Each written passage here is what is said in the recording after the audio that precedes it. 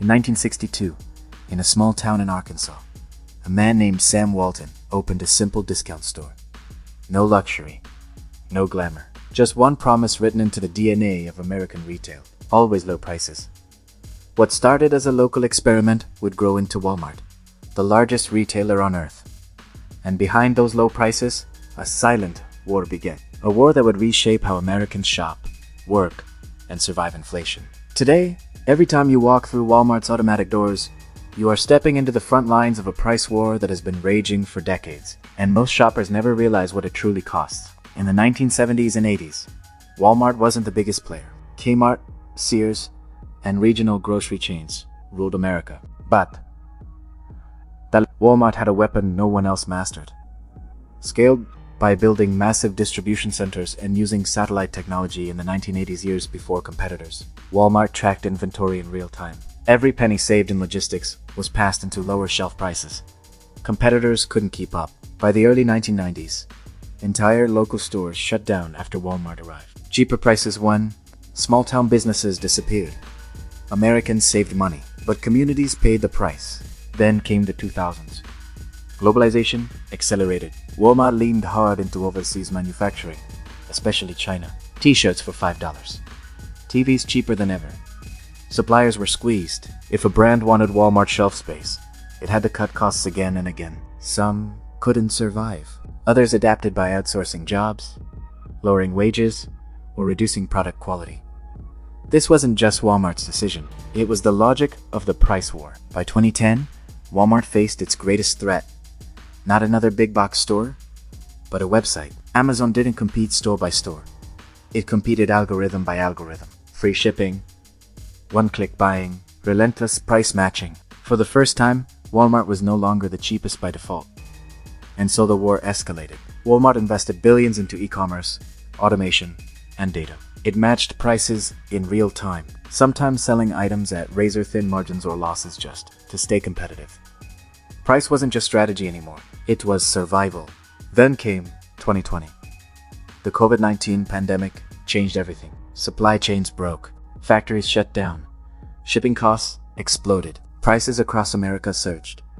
But Walmart made a choice. It used its massive buying power to absorb costs longer than most retailers. While smaller stores raised prices quickly, Walmart held the line. For millions of Americans, Walmart became a lifeline. Cheap groceries during chaos. Affordable essentials during fear. This is the side of Walmart people trust. But behind the scenes, the pressure into major suppliers like Procter & Gamble and Unilever pushed back, demanding price increases due to inflation. Walmart resisted. Negotiations turned brutal. If suppliers raised prices too much, products risked being pulled from shelves. This power struggle decided what Americans could afford and what they couldn't. Meanwhile, another competitor played a different game. Costco focused on limited products, higher wages, and thinner margins. Costco didn't race to the bottom. Walmart did. Two philosophies. Two Americas. By 2022 and 2023, inflation hit decades-high levels. Rent soared. Gas spiked. Paychecks lagged behind prices. Walmart doubled down on price leadership. Private label brands expanded. Cheaper alternatives replaced name brands. Every cent mattered. For struggling families, Walmart wasn't just a store. It was damage control.